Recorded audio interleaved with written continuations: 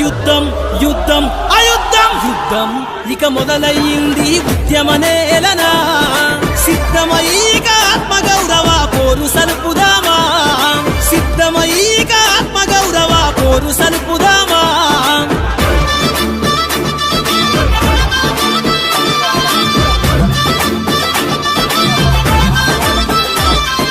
పేదల పక్షం నోరు విప్పితే నొక్కి పెట్టుతారా